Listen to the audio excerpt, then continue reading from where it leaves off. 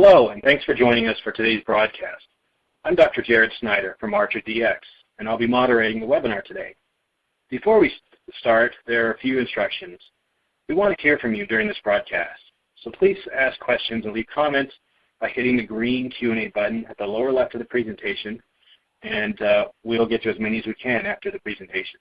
And if we don't get to them, then we'll follow up after the broadcast.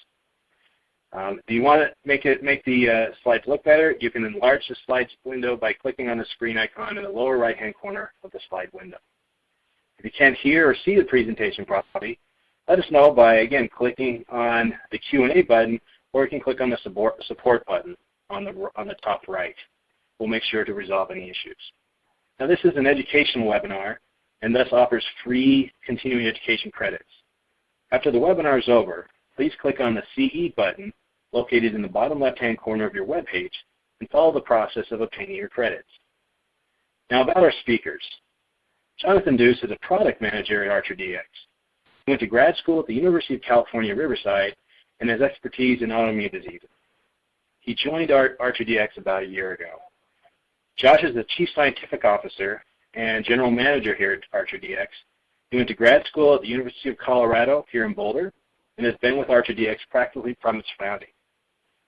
And he has overseen the development of the reagents and software and continues to lead new application development. On a personal note, these two guys are up late and in early, working to constantly improve an already very powerful combination of targeted enrichment chemistry and bioinformatics software. And I think that their passionate commitment to precision medicine is such that they want to push the status quo forward.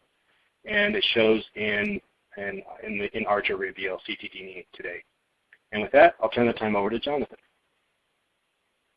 Thank you, Jared, and to everyone tuning in to join us for what we hope will be an informative and helpful discussion about the potential for detecting mutant ctDNA fragments from liquid biopsy samples and the associated challenges with extracting meaningful sequence information from this highly fragmented DNA template type. So I imagine probably everyone has seen this figure by now, but we include it here again because it demonstrates quite nicely both that ctDNA from many solid tumor sites can be detected in plasma, but also that the number of ctDNA fragments detectable using droplet digital PCR is highly variable across sites and within samples from the same site. In general, it appears that the detectable relative abundance of mutant fragments in plasma increases with stage of disease, but not always. This publication also reported that ctDNA fragments were detected less than half the time in samples from early stage disease, suggesting that either droplet digital PCR is an inadequate technology for this template, and what is actually present in the sample is being underreported, or underlying biology is complex and there is no negative predictive value for assays using this type of template material. On the plus side, this data does suggest that ctDNA fragments are detectable at least half the time, and maybe this template could be leveraged to potentially identify and adequately characterize oncogenic driver mutations either in conjunction with or in place of FFPE samples, or the monitoring of tumor evolution over time.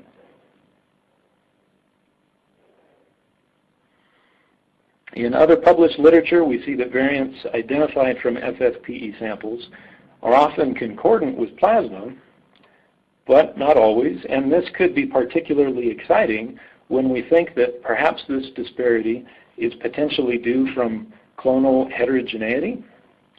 Maybe an FFPE cross-section is fundamentally less representative of overall tumor biology than circulating ctDNA fragments for providing a complete picture of the overall mutation profile of individual cancers.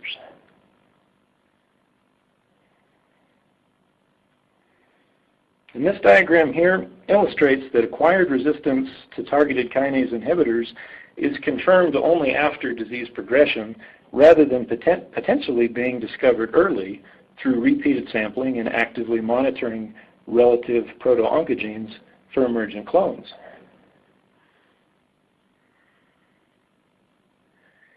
And digital PCR is something that we hear about very frequently with this application, and it's great in terms of providing sensitive detection of low-frequency mutations from minimal DNA mass inputs. However, assays are limited to known variants, and individual assays have limited target multiplexing capability, and is therefore not as well suited for detecting or adequately characterizing clonal emergence. So in our opinion, the ideal molecular assay should provide accurate detection of a broad range of oncogenic mutations with little or no prior knowledge. It should provide sensitive and reliable assay performance with limited amounts of highly fragmented DNA. And the data needs to be reliable and have the ability to expertly analyze the data with user-friendly tools. So today we're going to be talking about an Archer targeted NGS assay for a very specific application. And these products are manufactured for research use only and are not to be used in diagnostic procedures. But overall, an Archer assay begins with a patented chemistry called Anchored Multiplex PCR, which we'll learn more about later today. And this is integrated into a simplified, easy-to-use library preparation kit with single-use reactions that are lyophilized and color-coded, supporting a variety of different applications, and they are configured into 8-tube strips to easily support multi-channel pipetting. And all of this is tied together with Archer analysis, which leverages the unique sequence information from Archer's molecular barcode adapters to provide a very high resolution analysis of NGS data. So this is what the products actually look like. They come in these 8-tube strips, and they're very configurable for a variety of throughputs, being able to break off as many tubes as you need and store the rest back in the refrigerator. And you'll also notice that this is a very fast workflow. The amount of time that you're actually going to have a pipette in your hands and be interacting with the product is quite low. And it allows library preparation to be done in a single day with less than an hour of total hands-on time. And now Josh is going to tell us about all of the challenges associated with ctDNA and how the Reveal ctDNA chemistry overcomes these. Great. Thanks, Jonathan. So, hey everyone out there. So what I'll talk about is kind of the process that we went through in developing this product, why I think it's important, and some of the cool things we've done on the bioinformatics end to address a lot of the common issues that you see from high-throughput sequencing data.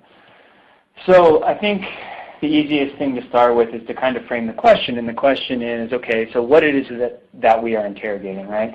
So if you think about cell-free, which there's a certain population within your bloodstream already, this is naturally shed through natural cell progression, whether cells are apoptosing, et cetera. But then there's also circulating tumor DNA. So circulating tumor DNA tends to be of a smaller molecular weight, typically around 150, 160 base pairs, and that's because those short strands of DNA are wrapped around the nucleosome and they're protected while it's in the bloodstream. So what you can do is you can extract those pieces of circulating tumor DNA and you can look at them for mutations of interest, be it single nucleotide variants, insertions, deletions, etc. Well, the problem is that it's a very small fraction of the total circulating cell-free DNA within your bloodstream. So the question is, how do you find it? So, I mean, that comes to the challenges, and before we talk about how we go about finding it. So the fragments are short. So if we look over here to the right-hand side, what this is just a fake gel that comes off the electropharogram that comes off of like an Agilent bioanalyzer or a fragment analyzer. I forget which one we use in the lab these days, but what you have on the y-axis is the so this is the time point or the associated base pairs, and you'll see this tight band around 150, 160 base pairs. So that is what is inferred or what is believed to be the circulating tumor fraction, right? So that's the fragments that you want to interrogate. You need to be able to preferentially capture these. And because they're very short, they lack a lot of contextual information, right? You can't rely on a 2 kilobase long fragment to map it back to the genome, which creates its own set of challenges. Often you get very small input quantities, so you can see it's a very faint band within this gel, right? So if you only have 20 molecules to put in and you want to find something at 1 to 1,000, that's actually not possible, right? Because you can't find, you know, a needle in a haystack if the haystack is too small, or you can't find the needle if the needle isn't present within the haystack. So really this heavily diluted background. So the other thing is you get this high molecular weight genomic DNA, and then you get the natural cell progression that happens throughout your body in general, regardless if you're a cancer patient or not. So you have this high wild type background of circulating tumor DNA or circulating cell-free DNA. So what I need to look for is we need to find that circulating tumor DNA within that background. So that presents its own challenges for variant callers and other things like that. So what we developed at Archer was what we're calling reveal ctDNA chemistry. So if we think about how this works, it actually works, for those familiar, exactly like the rest of our chemistry. We've done a lot of optimization, be it things like adapter ligation and PCR, to increase our capture efficiency to make sure we capture as many of those molecules that we put into the assay as possible. But generally speaking, it's the same that we do for all of our anchored multiplex PCR technology platforms. So you take circulating tumor DNA or your cell-free fraction, you put that into the tube. At that point, you do an end repair and a DA tailing. This prepares it for adapter ligation. So this is where AMP becomes unique, in which we ligate on an adapter that contains a molecular barcode. So what this does is twofold. So it creates a random start site via that ligation event. So if you think about the population of nucleic acid around a variant of interest, it follows what's likely a Gaussian distribution. So if you look at that Gaussian distribution and then you ligate on, you have many different start positions along the genome around your variant of interest, which gives you one piece of contextual information. Then you take that molecular barcode, and that further helps you disambiguate the number of molecules present. So what that means is, instead of, you know, our 8-mer MBC only being 64,000 different combinations, it allows you to have tens of millions of different unique molecular tags that allows you to take something post-amplification and compress it back to represent the input quantity or the input complexity that was captured prior to any manipulation. So that's what it looks like after adapter ligation. Then you do a few rounds of nested PCR. So you take your gene-specific primer, you extend along the template strand in the direction of interest, be it on the positive or the negative strand. And then once you've made that copy, it creates the P5 primer binding site. In the case of Illumina, this could be the A primer binding site if you're using the Ion Torrent platform. We're agnostic to platform in that respect. That creates an amplicon. You can then do exponential amplification. This is then followed into a subsequent PCR in which you do a nested step. So this nested PCR infers specificity. It allows you to get rid of all of that background, so you get very high on target percentage. It also attaches the remaining sequencing bits, be it the P adapter in emulsion PCR and or the P7 flow cell adapter in the case of the Illumina platform. From there, you have sequencing-ready library, and as like Jonathan was mentioning, all this happens in, you know, a very quick single-day workflow, so that you can be on the sequencer same day. So really the first advantage that this gives you, having this single primer binding site where you don't need to worry about having two primers having to sit down within a piece of nucleic acid, is that it's highly tuned for highly degraded material, which is great in the case of circulating tumor DNA. And I think what's really great about, you know, where we started when we went after ctDNA is that it was purpose-built for FFPE originally, but FFPE is highly degraded, and this really translated well. So if you think about a region of interest, which is here in blue, and then you have this blue square. This blue square represents, let's call it our variant of interest. So what we do is we put primers on both the positive and the negative strand, and what it looks like in sort of a way is it looks like you're creating an amplicon. However, then through the melting step and the adapter ligation, what you're doing is you're separating the positive and the negative strand, and you're ligating on this adapter. So when this adapter is ligated on, what you're doing is you're creating the reverse primer binding site. Therefore, you only need one of these two primers to bind on the template of interest to create an amplicon. So in the case of this cartoon model, you get 100% capture of this region of interest or this variant of interest because we can capture these very degraded areas where we maybe only get the positive strand, but and we lose the negative strand or vice versa. In the case of an amplicon-based method, this is actually a huge limitation in my opinion, in the sense that you need both primer binding sites to be able to pull out that region of interest. If you just get one, of course you'll get dropout. It won't go exponential, even if it does perform linear amplification. So there's actually a lot of caveats to that. And in the case of this cartoon model, which we actually generated an in silico model for, is that you lose most of these fragments due to that limitation.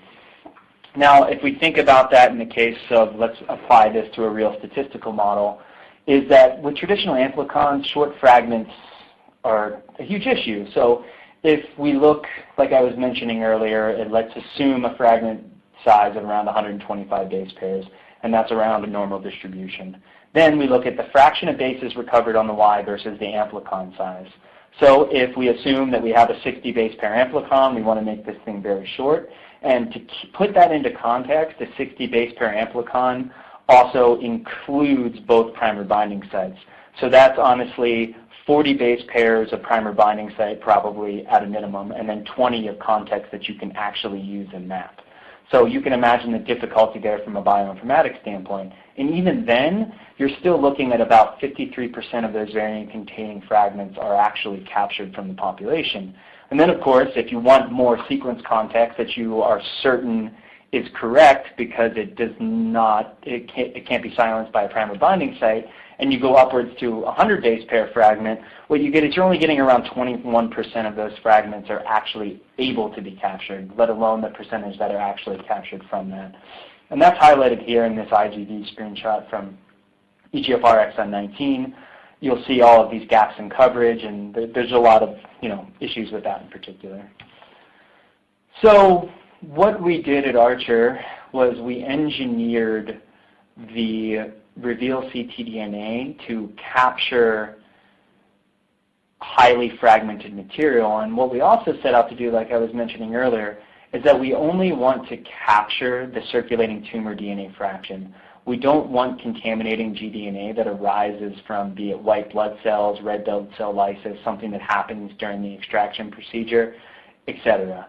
So what that means is even if we have very clean extraction and we have 0.1% allelic fraction within that population, we want that to represent 0.1% on the sequencer. And the same happens if we have a high percentage of contaminating genomic DNA. If it's at 0.1%, we want to measure it at 0.1% within that population. And there's a few different reasons that you want to do that. And one of the reasons is pre-analytics. So you want to make sure that as you're processing through the workflow, you don't want to have to worry about, oh, was the plasma sample that I'm receiving, was it processed perfectly? Was it processed quick enough so that there's no worry about there being high molecular weight ctDNA, among other reasons, which I'll get into briefly. So if we think about this in the context of a cartoon model, really, like, how do we enrich for those small molecular weight fragments? And really, AMP was well suited for this, and it actually worked out quite well, is that we're able to just leverage PCR to solve this problem for us. So if you think about two different populations, you have circulating tumor DNA, and then you have your high molecular weight gDNA. These gray arrows represent primers, which are sitting down along the template strand. These different colored boxes here on the end represent our unique molecular barcode indices, and this line represents our variant of interest. So now when you take this, the first thing you'll see is that if we go through and we amplify all of this in the same tube, is that all of your circulating tumor DNA, because it's relatively small, around 160 base pairs, given our PCR reaction conditions, will amplify very well. So we'll get multiple copies of all of these different things within these unique molecular bins. These green X's will represent sequencing error, and then our true variant of interest. So we'll amplify all of those. These large kilobase long fragments, just simply due to PCR selection and sequencer selection, will just never make it through into the sequencing data. So these actually weed themselves out naturally without having to do any molecular biology tricks or anything along those lines to actually deplete them. Now, in the case of highly degraded or that your primer binding site happens to be towards the end of a large ctDNA fragment, you will get some amplification, but it's actually drastically reduced. Now, the problem with traditional amplicon libraries, if you think about things that are using opposing PCR, is that it doesn't really matter if it's a huge or a very large template versus a very small template. And the reason is that both primer binding site sits down. Your affinity for the circulating tumor DNA is actually exactly the same as it is for the genomic DNA. So you actually amplify all of these, and what that hurts is your allelic fraction. So what that means is you get the truth, or the truth within that cell fraction that you want to interrogate, because that's where it is believed, at least to date in the literature, that that's where the circulating tumor DNA resides. Then you have an opposing PCR method. So you have 0.1%, and let's just say this is within your bloodstream. You then sample. If you have a very clean extraction because your protocols within the hospital, or you're not a reference lab and you don't have to worry about these samples coming from all over the world, sure, it will give you a tight representation most likely of what the underlying frequency is within that circulating tumor DNA population. However, in the case of contaminating genomic DNA, what will happen is you'll actually get a allelic frequency that is much lower than what you're trying to find within the population. And this creates issues, right? So the issue there is that you actually have to have better variant callers and better sensitivity to do the same exact thing that you could do by just having a better library prep technology. So let's look at that in practice, right? So what we did here is we took HD780. So this is a horizon control with a known frequency of circulating tumor DNA mutations, right? Be it like an EGFR mutation, et cetera. I believe it's a cocktail of specific mutations. And when you run that with an amplicon-based NGS, what you'll see is what we expected here is if we had HD280 only is we get that 5% allele fraction that we were hoping to, right? Then we took that same exact sample, and what we did is we put in a 4x excess of high molecular weight wild-type DNA. So this is, let's just say something like genome in a bottle. It's high molecular weight. It's relatively intact because it was extracted from cells. And then what you'll quickly notice is using the amplicon technology is that this easy 5% variant call is now coming down around 1%. So this variant call that was actually should be relatively easy is now becoming relatively difficult. And it becomes difficult from an informatics standpoint. And you can imagine that this problem is exacerbated when you go from it's 0.1% in the population, and now you're seeing it at 0.02%. That becomes a very large issue because most sequencers' error rates are too high, or PCR error rates are too high, that you actually can't get the noise low enough to interrogate something like that.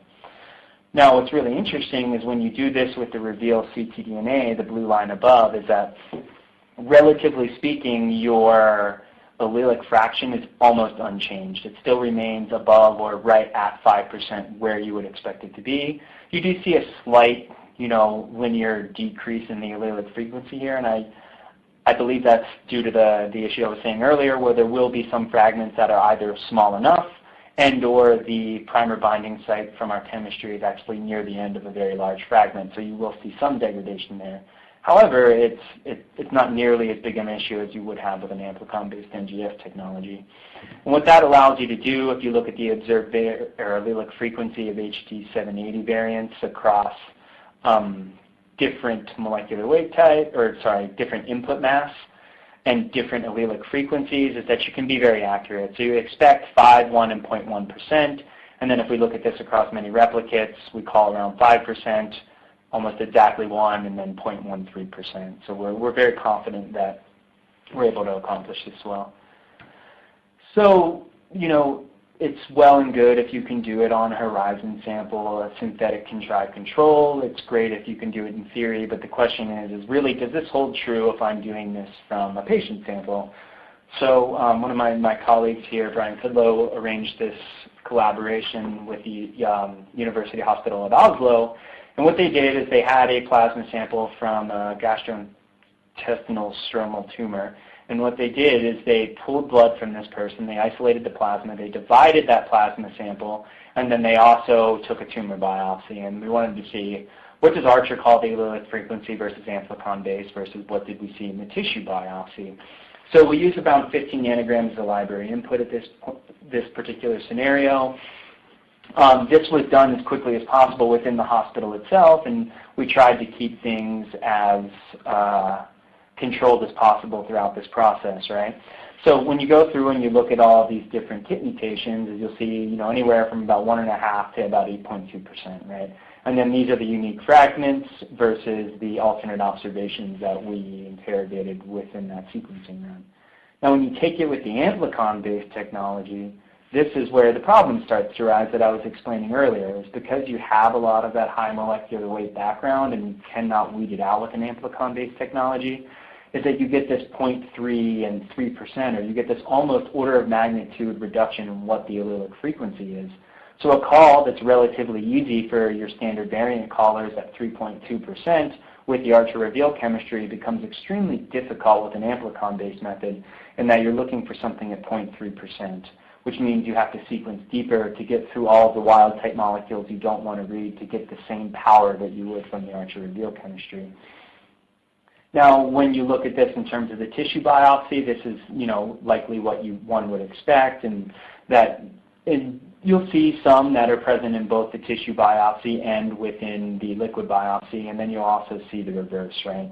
So as this person went through and progressed on imatinib, they acquired resistance mutations and things of that nature, and some of them show up within the tissue biopsy that was taken earlier, and some actually only show up as you're taking the blood at a later time point.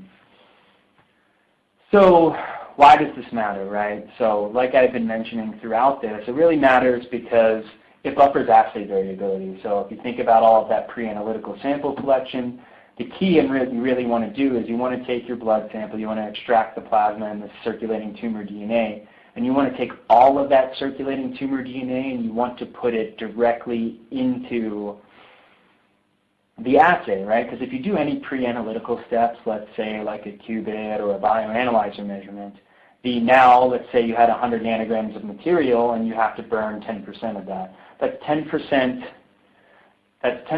of the molecules that you're throwing away. So you're throwing away, potentially 10% of your positive molecules, 10% of your background molecules, and you're really losing power. So because we don't have to worry about whether or not this is going to be an issue, we can just throw things directly into the assay. And this allows you, especially if you're a reference lab or something along those lines, to be less stringent, or sometimes you can't be as stringent as you want to because the samples coming into you don't necessarily have control over. So, and the other thing, of course, I was mentioning is it comes down to sensitivity and specificity. So because we don't have to be, or we can actually increase the allelic fraction via the chemistry up front, or the alternate observation fraction, what we can do is that makes it easier on our variant callers, right? So for us, we have to have a variant caller that can find it at 3%. Sure, our variant callers will work down to 0.1%, and I'll go through that, but our 0.1% is a true 0.1%, where, a lot of these other amplicon-based methods will struggle in that respect. So, efficient capture is great if you can get all of the molecules, but often efficient capture isn't really enough, right? You need to be able to do what we're calling error correction, right? And this isn't something new in the field. We've been doing it for 3 or 4 years, and of course, the leaders in the academic fields have been doing this for likely even longer. So, this is an example of that where you have reads that are unerror corrected, and this is in a case of a previous CFTR sequencing pileup. What you can do then is that you can actually compress all the reads from unique molecular bins, and you can clean up the data like here in the bottom right. So I'll explain how that works a little bit later. So I guess, this comes back to the root cause. So if we think about the idealistic view of NGS, so everyone wants NGS to be, I put in 1,000 DNA molecules over here on the left-hand side. 1 in 1,000 DNA molecules contains that variant of interest, right? Then when I take those 1,000 molecules, I process them through library prep and sequencing. The sequencing I get out represents it one for one and perfectly. So in this case, 1 variant in 1,000 would give you a 0.1% variant frequency section. However, that's unfortunately not the reality of sequencing. Currently, the standard within the sequencing industry is most people represent how many bases did I call greater than Q30, right? So Q30 is actually a relatively high error rate when you're talking about a 0.1% allele frequency. So what that means is when I take my 1,000 DNA molecules, I process them and I sequence them, is that 95 reads within that 1,000 read population actually have greater than 1 error. And only one of them still has the true read variant. And what that equates to is a positive predictive value of only 1%. So what that means is actually 0.1% is, unless you can accept a positive predictive value of 1%, is actually not possible. So what do you do, right? So sequencing depth. A lot of people think, okay, well maybe I can just sequence my way out of this problem. I just need more depth. But the problem is the error rate on the sequencer. That error rate doesn't change, therefore getting more sequencing reads with the same error profile does no good. So if you look at that in terms of a statistical model and you look at the error rate and then that relative to the sequencing depth, is you have the errors here in the red and then you have your true variants there in the blue. And then despite that, your alternate observations for both the sequencing error and the true variant of interest go up with sequencing depth because you're, in theory, capturing more of those molecules from the population. But the problem is that the sequencing error tracks identically with the variant of interest. Therefore, there's no differentiation between whether or not this is error or if this is a true variant of interest. So what's the solution here, right? So if you start to increase the quality scores or you start to increase the accuracy coming off the instrument, that's where you can start to make an impact. So if we jump from Q30 to Q40 and we're still looking at the same scenario of the 1,000 DNA molecules at a 0.1% variant frequency we're attempting to detect, now we only have 10 reads with greater than 1 error. So our positive predictive value then jumps to 9.1%. So if we go to Q50, the problem gets even better. Now we have 1 read with greater than 1 error at 0.1% frequency is what we're trying to detect with our 1 read with the true variant. So now we're at a 50% positive predictive value. Then of course, if you can push this to Q60, Q60 allows you to jump ahead, right? And this puts you at the case where there's actually 0 reads with an error or with greater than 1 error within this population. And now you can take that 1 read in 1,000 and you can have 100% positive predictive value and be confident that the variant you're calling is adequate. So, like I was mentioning, improved accuracy is the solution. Sure, as things have progressed in the NGS industry, we started here at germline over on the left, right? And we, Q24 was sufficient for that. We're looking at germline, whether it's heterozygous or homozygous, 50 or 100% relative to the reference. The 0.1% background error has almost no effect on calling those variants out of the population. When you go to FFPE, things had to get a little bit better. We were pushing for Q30 because most people validate their assays down to, let's say, 5%, maybe some closer to 1-2%. But regardless, the 0.1% background error mutation profile doesn't really affect what it is you're trying to accomplish. When you go to the liquid biopsy market and where you need to find that thing that's at 1 in 1,000 at 0.1%, that's where you need improved accuracy and you need that higher, essentially, quality score. So we know, at least as it stands today, and there's been great strides made, and I'm sure there will be more, that current sequencing technology is too error-prone to support that. So what's the solution to improve the accuracy? And the solution is molecular barcode-based error correction. So this is what I was explaining earlier, but I'll go into a little bit more depth here. So we have our 1,000 molecules, and within our 1,000 molecules represented here on the left, what you have, and if I can draw with this little arrow here, is you have all these little different colored adapters there, right? So all those different colored adapters represent a unique molecular barcode tag. So now when we go through amplification and we go through sequencing, we'll have multiple copies of all of these different molecular, or all of these different unique molecules. And then what you can do is you can say, okay, well now I have roughly, what do I have here? 5 copies of the orange molecular barcode. I bin them all together, and now all these errors that were represented, I can actually call the consensus from this particular bin to correct those reads. And now you get a very clean sequencing read that has no error, or that is 260, or even better than 260. And you can do this with the variant of interest, and of course all of the different reads within that population. And that gives you a lot of power. So then what you can do, and the goal here, is you can separate background noise from the true variant of interest. And then sequencing depth, or creating duplicates to give you more power in your error correction, actually allows you to increase the quality score and in turn call true variants out from the population. So if we look at the alternate observations needed per the sequencing depth, so down here at low sequencing depth, our bins aren't very deep. We can't necessarily error correct very well. And as we increase the sequencing depth, we're actually able to remove most of those errors. And because we can remove those errors, you get this separation between the red, which is your errors, and the blue, which is your true variant. So you can be statistically confident that your variant of interest is true. So let's look at that in practice. So if we look at that in practice, what we have here is this is raw reads. So on the y-axis is the mutation frequency that the variant caller is saying if we don't set, an allelic fraction cutoff of 0.1%. All of these black dots represent, calls that we're seeing within the population.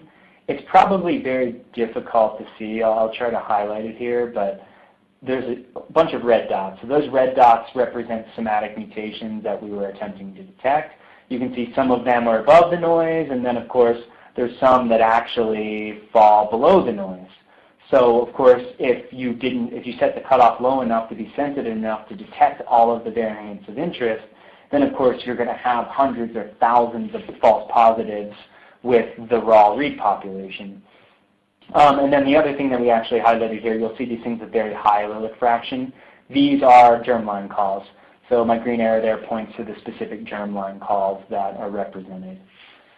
So the first thing you do is if you error correct. So you error correct these reads, and you'll see the majority of these reads actually go down to baseline. So when we look at the second graph here below, that our mutation frequency of a lot of these different positions across, there's almost no error profile. So these reads are nearly perfect or almost clean relative to the reference you would expect. However, you're still getting a lot of background calls, right? So you're still seeing quite a bit of mutation calls that are represented around this 0.1% allelic frequency cutoff that we're attempting to obtain. So what the next step that we took was we wanted to look at error correction, and what we could do is we could use informed filtering. So there's a lot of things you can do, whether or not the variant's damaging, whether or not it's been reported in the exact database, or perhaps it's just a very low frequency germline variant that's showing up, it's coming from a different tissue type, et cetera, et cetera. Then you can also make a allelic fraction cutoff, which in this case here would say, okay, we're going to cut it off at 0.3%. So now you have almost all of the calls that you're attempting to make are actual true positives. And this is really great. You can see how much cleaner the sequencing data is. We're getting almost no false positives at this point. However, you'll still notice that there are some things that are creeping up. Maybe these aren't at actionable regions of interest, but they're still demonstrating false positives in the sense that we're seeing mutations being called, right? So what that means is often error correction isn't necessarily enough. You really have to continue to take it further to be able to truly call out things with very high specificity, right? And I think in this market, and what it's typically demanding is that you can always go and reflex to a tissue biopsy. However, if you can take a liquid biopsy and you don't necessarily need to worry about false positives or putting someone on the wrong path. As long as you have very high specificity, the sensitivity can be slightly lower to compensate for that. So what we decided to do, or what a lot of the smart scientists that I'm fortunate enough to work with decided to do, was we wanted to look at outlier detection. So we could take all the alternate observations at a specific base, and we could compare that to all of the adjacent samples in the run. So let's say we're looking at EGFR T790M, or that particular base position.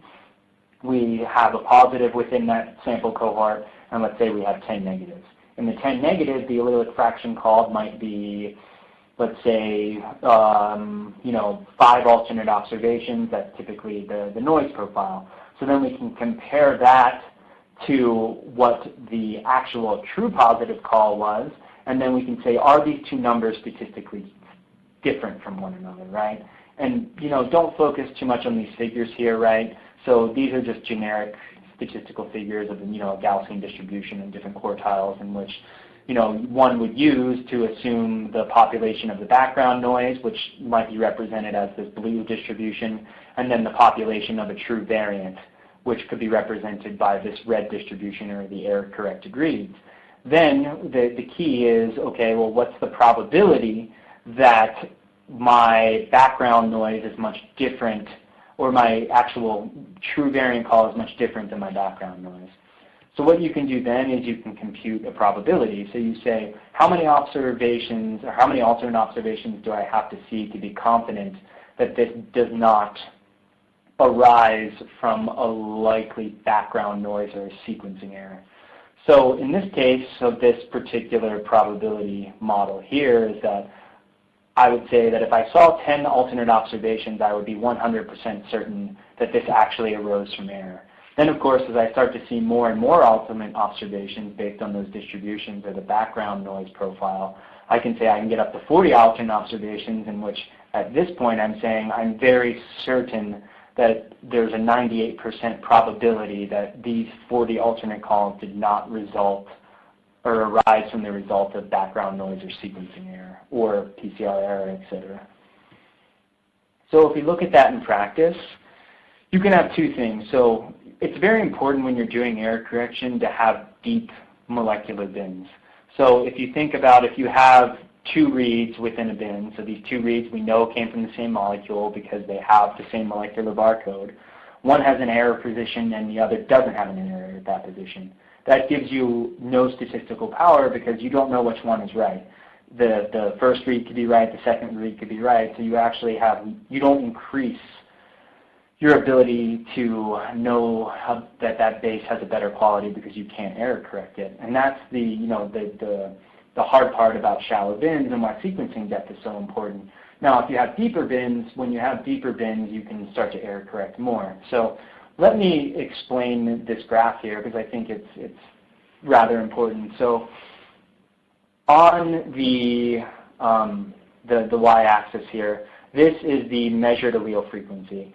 So what we have is this is the measured allele frequency, is this blue bar. So you'll see these blue bars here at the bottom, and let me try to draw this for you. So these blue bars down here at the bottom represent what we measured within the population. The green bars, so these green bars, or not bars, but these green dots, that represents what's the background noise. So that says across all the samples at the cohort at this particular position, what we have is a background noise of, let's say, 0.02% allelic frequency. Then we have a target. So the next thing above that is what we're calling the minimum detectable allele frequency. So we actually compute this at every position. So now we know at every single position across all of these different bases that we're interrogating, we know exactly what is the minimum detectable allele frequency. So at very quiet bases, we might get down to below or around 0.1%. Very noisy bases, you'll see these targets go much higher. Maybe we can only call mutations at 0.5%. Then, and really what that's saying is, so based on your background noise, how much higher do your alternate calls need to be so that you're statistically confident that the variant of interest is statistically, or the true variant of interest is statistically different than the background noise, so you can be confident about that. So the last thing to really point out in this chart is the idea of this purple dot. So what this purple dot is this represents our 95% sensitivity level. So you'll actually be very confident, nearly 99.9% confident, that if it is above or at that target that I was explaining with the second black arrow there, that the assay is very specific, that if it's above that threshold, you're going to call it as positive, and 99.9% of the time it's going to truly be a positive. Now, if you ran that same sample over and over and over again, you might miss that in the next run, or you might grab it in the next run, because that represents roughly a 50% sensitivity level. Now, what we also outlined here within the graph here was the 95% sensitivity level. So this says if our blue bar here rises above that purple dot of interest, what that means is that 95% of the time when we run that same sample, we'll call the variant as significant from the background noise. So you can see this is actually pretty messy when you have shallow bins, and shallow bins essentially represent things that really can't be error corrected. Now, if we look at this in the context of a deep bin, you can see that now things change very drastically when you're able to do both the outlier detection and the error correction. So now if we see this black line here that goes across the bottom, which I can highlight really quickly so that it's a little bit easier to see, maybe. There we go. So that line represents the 0.1% allelic frequency mark. And in this case, so what you'll have is you'll look across here and you'll see that when you have these really deep bins and you can error correct them very well, your background noise goes almost to zero, where you can go much lower than 0.1% allelic frequency. There will always be very noisy bases where no matter how much you error correct, the sequencing noise at this particular position is just so high, be it from systematic or stochastic error, that it's going to be very difficult to lower that background noise. And then as you go across here, what you'll also see is because these bins are deeper and they've been interrogated, the 95% sensitivity level compresses way down and it gets much closer to that minimum detectable allele frequency, so that you don't need as many alternate observations to have that 95% sensitivity level. Now, I think the most important thing to point out as we look across all the positions in this outlier detection graph is the fact that these blue bars represent things that have very high allele frequencies that we're measuring, right, relative to what the background population is. But because they're blue, what that means is we're not calling them as statistically significant. So despite this being much higher than our 0.1% threshold in which we're attaining or attempting to achieve, we don't call this as a false positive. So what we set out to do was have an assay with extremely, almost near 100% specificity, right? Because a false positive is really bad, I think, in this particular scenario, where a false negative, that patient or that person or sample, et cetera, can kind of progress further on and they can go into a traditional tissue biopsy, et cetera. So what happens when you get a positive, right? So when you get a positive, it screams out at you for the most part, right? So the detected allele frequency in this particular sample here, if we look at this red bar in that position here, so that's what is considered significant. So in this particular sample, this one not only passed the minimum detectable allele frequency in which we're statistically confident, but it also passed the 95% sensitivity level. So what that means is in this particular sample, if we ran it probably hundreds of times, we would almost call that variant every single time because we know our sensitivity is high enough to do so. And of course, you'll see these two here where we had very large or very high, relatively speaking, measured allele frequencies, but because we knew the background noise at that particular position, we did not call them as statistically significant. And I think that's really powerful, right? Because false positives, I think, are one of the biggest issues plaguing the ctDNA market at the moment, and being able to error correct them well is of great value. So this is just another way to look at that and to think about that. So kind of like I was mentioning earlier, if we look over here to this background noise comparison on the right, you have two Gaussian-like distributions or normal-ish distributions. You have your background noise, right? And then you have your variant of interest. So this is what you're actually measuring. Now, what you want to do is you want to separate those two distributions as much as possible, and you can do that through you can do that through error correction. So as we get better and better at error correction, we have deeper, more uniform molecular bins by optimizing PCR uniformity or capturing more unique fragments. We can start to separate those two distributions. And what that will allow you to do is it will allow your minimum detectable allele frequency to go down by tightening up the background noise.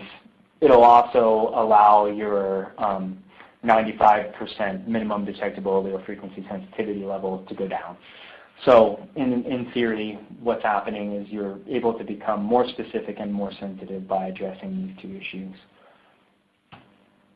So if we look at this in the case of a true positive, so this is a 0.1% HD780 sample. You can see that across all the variants of interest, we called them all statistically significant. We were also more than 95% sensitive across all of these different levels.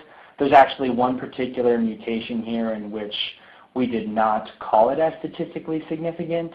And I think what's interesting about that is that this could actually be rescued by increased sequencing depth to sample this particular variant of interest more.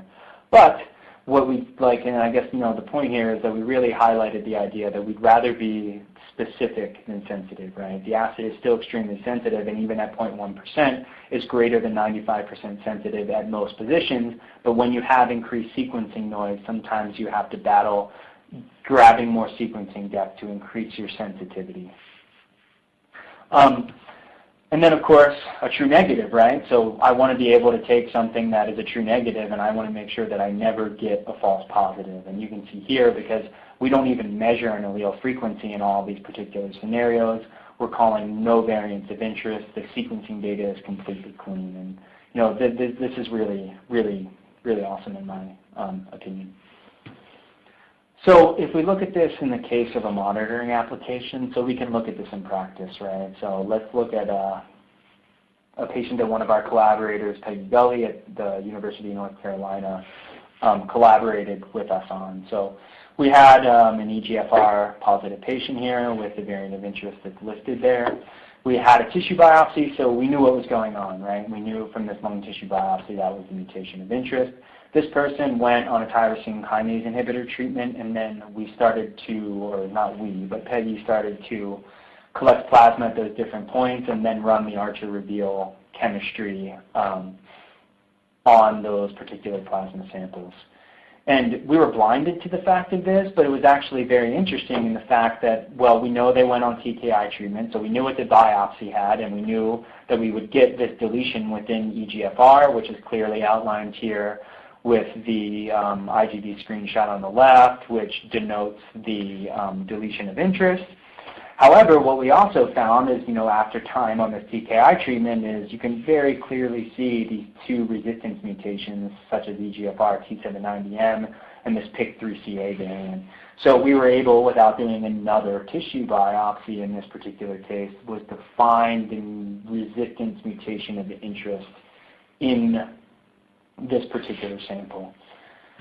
So down there, I guess the thing that popped up on the bottom, this is the output from our analysis pipeline. So all of this came directly from our analysis pipeline. You can see the allelic frequencies we were calling.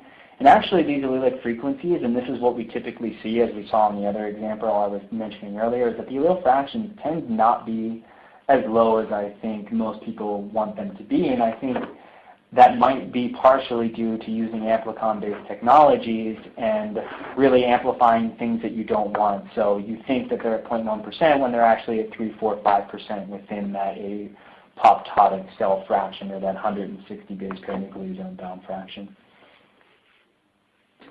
So, the last thing that we did within that is we looked at, okay, so we know the tissue variants and we have the plasma variants, and if we look at tissue variants greater than 5% allelic frequency, and plasma variants greater than 0.5% allelic frequency, is that you get relatively good overlap. In some cases, you get almost all the plasma variants are located within the tissue variant. Sometimes you get ones that are unique to the plasma or unique to the tissue.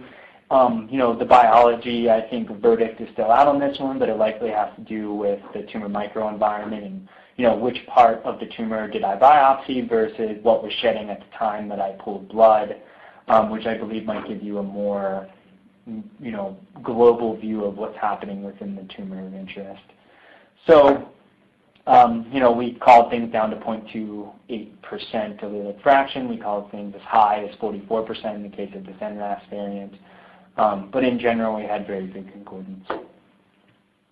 So, really in summary, you have a library preparation method that can work with very low input amounts. However, of course, because this is a sampling problem, the more input you put in, the more sensitive your assay will be because the more molecules you will interrogate and the more likely you are to sample an alternate observation from a background of reference population.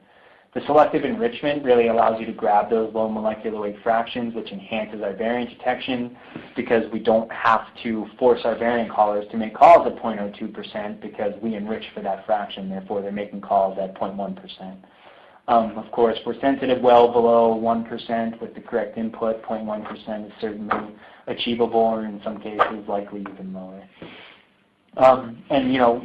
I've shared some of the stuff we're doing today on error correction, our outlier detection, and of course, this can continue advancing at Archer. This is what was released now, and of course, we'll make strides to make that better, cleaner, faster, to capture more molecules in the future. And really with that, I'll turn it over back to our product manager, Jonathan. He can talk about, the actual product offering that we have, which, goes through a custom assay design. So we have a team of brilliant scientists that can go through and they can design custom assays for you if the off-the-shelf product isn't really what you want. So with that, thank you, and take it over, Jonathan.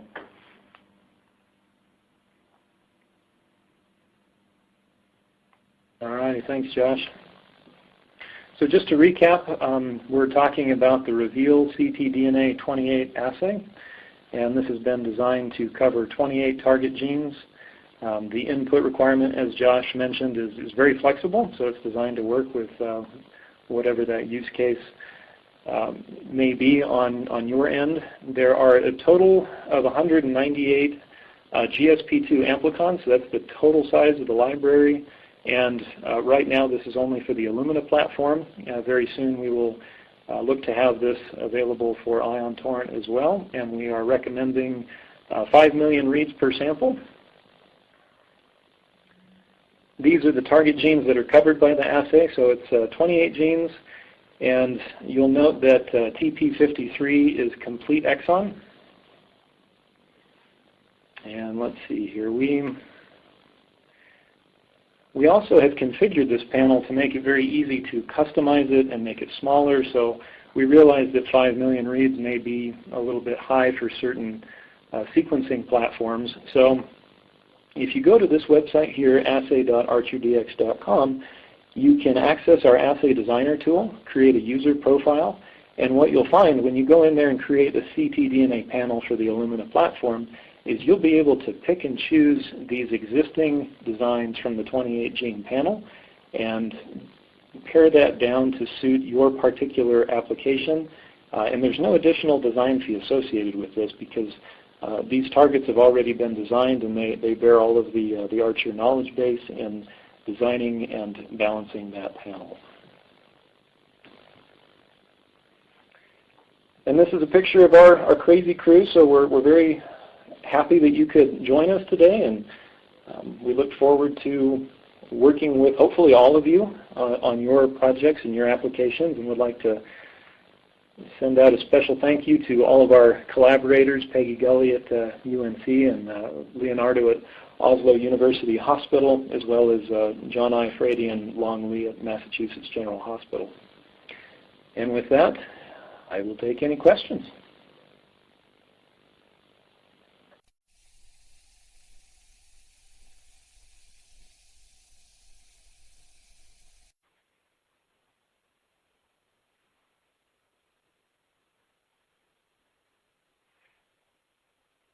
Great, Jonathan. Thanks so much for you and Josh for your presentations. Now, before we get started answering questions, I want to remind our audience that you can submit questions by typing them in the Q&A box, which can be found by clicking on the green Q&A button at the lower left of the presentation window. We'll try to answer as many questions as we can. We're really running, we just hit the top of the next hour, so we'll only have time for a few questions. But if we don't get to your question, we will address them directly with you. Now, so let's go ahead and do some of these questions. So, Jonathan, what controls do you recommend for this kit? That's a good question. So there are a lot of commercially available synthetic controls. I think I have a slide on that right here. So the data that we've shown in this slide deck was using the Horizon HD780 multiplex cfDNA reference standard set. We've also evaluated the Cereseq mutation kit, and both work very well with this assay. So yeah, that's what we would recommend. All right, great. The next one, is there a particular cfDNA purification kit that you use or recommend? Yes, I have a slide for that one too. Okay, so the data shown here from our collaborators was using either the Promega option shown here or the QIAGEN option. I think the Promega is probably our favorite in terms of ease of use and the quality, I think, of the extracted nucleic acid and the overall performance of the assay. There's another one shown here that also has a fantastic track record, just fundamentally of their technology, although we do not have any direct feedback on this particular one, but I list it here also because of the larger input volume that it can process. Great, thanks. Here's one I think you touched on this in your presentation, but thought I'd reiterate. Is ctDNA chemistry does it work for a specific tumor panel, or is it used across various cancers?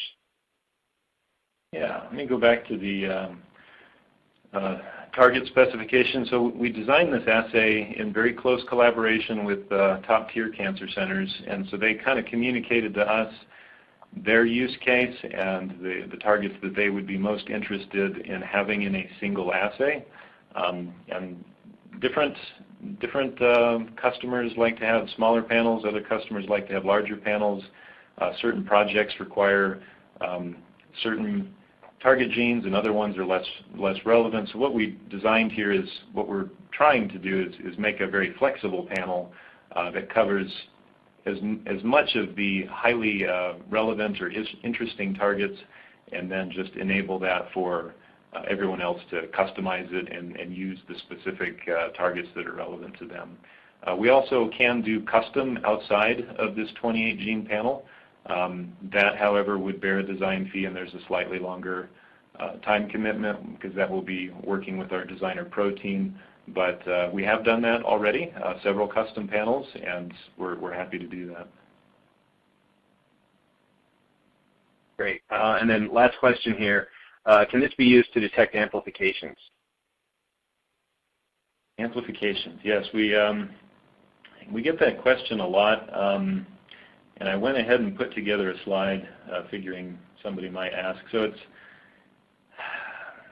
it's a little bit tough because it really depends on biology. I don't remember if this slide still had the animations on it. Let's see. Yes, it does.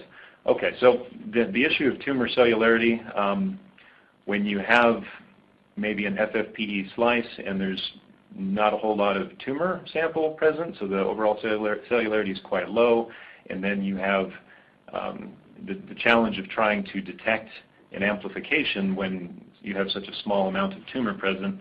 And the same issue kind of plays out here in this liquid biopsy application. So there's the potential that this might be useful when you have very high tumor cellularity, or when that relative balance of ctDNA outweighs the balance of the circulating cell-free DNA fraction. So perhaps in late-stage cases there might be some utility for this. And we do have some data where we did call a MET amplification using a synthetic control. This is a Horizon 786. And it works quite well, even though this is, as we're showing here, this is a very hotspot panel, and we're not tiling across the entire gene, and we were still able to detect the amplification. So in theory it works. On a synthetic control it works, but there's some complicated biology that I think end users are going to have to invest a great deal of thought and care into designing that into an assay. Mm-hmm. All right. Okay, so I have a few more minutes left. Jonathan, do you have a few more minutes? We can answer a few more of these questions. Sure. Maybe one more. Okay. Yeah. Let's see. So here's a question: how much does it cost per assay for the Archer materials? And I think he wants to see, like, for the assay itself, plus like added controls, or with with purification, just stuff around price per assay. Yeah, I don't have a good sense of the total cost of the assay, including upfront extraction. But the cost of the library prep kit, which includes the Archer analysis software, so this is a completely configured solution, is $250 US per sample. And depending on, so the sequencing cost at 5 million reads, it depends on which sequencing platform this is being run on and how many samples can be multiplexed at one time. So there is an additional cost associated with sequencing. Not as cost effective on the MiSeq platform. We designed this panel really with NextSeq users in mind, and it's very inexpensive to sequence it on a NextSeq or a HiSeq. Great, thanks, Jonathan. So that's all the time we have for questions. As I said before, we will follow up directly with you if we didn't get time to answer your question. And if you have further questions or follow-ups on what Jonathan or Josh talked about, feel free to email us at info@archerdx.com. Just a reminder, this webinar is being recorded and will be available for on-demand viewing shortly. And you'll receive an email from LabRoots when it's available. And we hope that you'll pass the link on to any colleagues of yours that couldn't attend today. Again, I want to thank Jonathan and Josh for the presentation, and really also want to thank you guys for joining in this. I know you guys, everybody's busy, and your time is valuable, and we hope that you found value in this presentation. So we'll see you next time. Goodbye.